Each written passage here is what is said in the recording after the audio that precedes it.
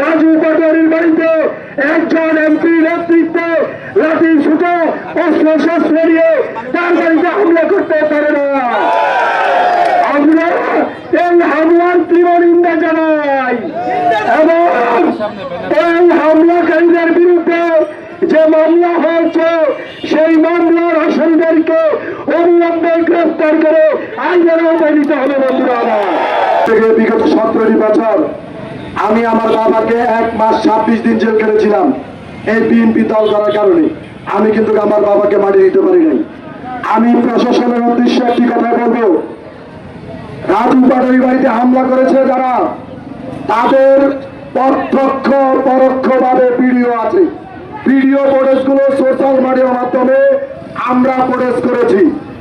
আমি ওসি সাহেবের দৃষ্টি আকর্ষণ করব, আপনি সরকারের লোক, আপনি সরকারের কর্মকর্তা, আপনি সরকারের দায়িত্ব পালন করেছেন, বর্তমানে সরকারের দায়িত্ব পালন করতেছেন, আপনি কোন স্বতন্ত্রের দালালি করবেন না। আমরা বিগত 17 বছর এই প্রতিবাদের দ্বারা নির্যাতিত হয়েছি।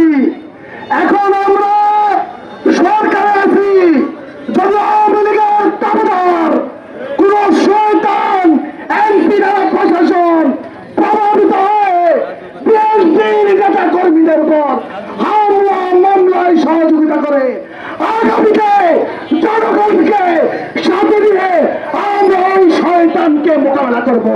আওয়ামী লীগের দোষর এক কর্মীকে নাকি কুপিয়েছে, আপনারা সবাই দেখেছেন। উপজেলা থেকে তারা লাঠি চড়া অস্ত্র নিয়ে বের হয়েছে এবং আমাদের নেতা কর্মীরা নিরস্ত্রভাবে রাস্তায় ছিল, তাদেরকে দৌড়ানি দিয়েছে, তাদেরকে হামলা করেছে। আমি বলে দিতে চাই, অচিরেই এই গুন্ডা খুনিদেরকে ধরে আইনের আওতায় না আনলে আমরা নেতা কর্মী সহ তাদের বিরুদ্ধে তাদেরকে প্রতিহত করবো এবং দাঁত ভাঙ্গা জবাব দিব ইনশাআল্লাহ। এর প্রতিবাদ জানাচ্ছি, আমরা এর প্রতিবাদ জানাচ্ছি। আগামী দিনে এইরকম কোনো কিছু যদি আমাদের লক্ষ্য হয়, এর দাঁত ভাঙ্গা জবাব আমরা রাজপথে দিব ইনশাআল্লাহ। এই পর্যায়ে করার কারণ হলো আমাদের 30 তারিখে আমরা বিএনপির প্রতিষ্ঠাতা চেয়ারম্যান জনাব জিয়াউর রহমান, শহীদ প্রেসিডেন্ট জিয়াউর রহমানের মৃত্যুবার্ষিকী পালন করার পরে ওরা আমাদের যারা এই ফরিদগঞ্জের বিএনপি থেকে বহিষ্কার, যারা বিএনপি করে নাই, যারা বিএনপি দানের শীষের বিপক্ষে নির্বাচন করেছে, সেই লোকগুলি 31 তারিখে একটা বিএনপির ব্যানারে একটা প্রোগ্রাম করতে গেছে।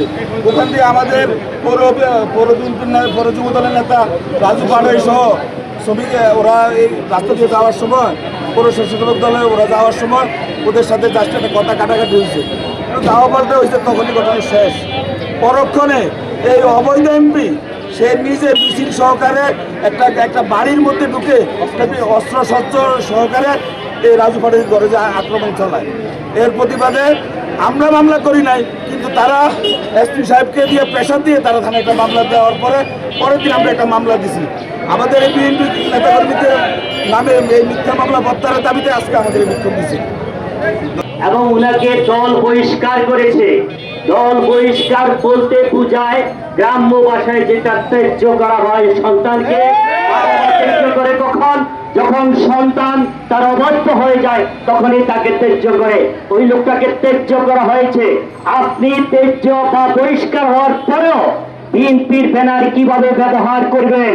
এই নেতা কর্মীরা যারা বিগত 17 বছর মামলা হামলার শিকার হয়েছেন তারা এটা আর মেনে নেবেন না। এবং আগামী আজ থেকে বাংলাদেশ জাতীয়তাবাদী দলের কোন ব্যানার নিয়ে ওই চিংড়ি মাছের কোন প্রতিনিধিরা কোন সভা সমাবেশ করতে পারবে না। আমি ছাত্র দল, যুব দল, স্বেচ্ছাসেবক দলের সকল পর্যায়ের নেতা কর্মীদের প্রতি আহ্বান রাখবো, আজ থেকে যদি তারা শহীদ রাষ্ট্রপতি জিয়াউর রহমান এবং খালেদা জিয়া এবং তারুণ্যের অহংকার মাননীয় প্রধানমন্ত্রীর কোন ছবি ব্যবহার করে কোথাও সভা সমাবেশ করে আপনারা সেখানে প্রতিবাদ করবেন, প্রতিহত করবেন, আমরা আছি আপনার সাথে। ইনশাল্লাহ আমরা আপনাদের সাথে নিয়েই ওই প্রতিবাদে অংশগ্রহণ করবো ইনশাল্লাহ।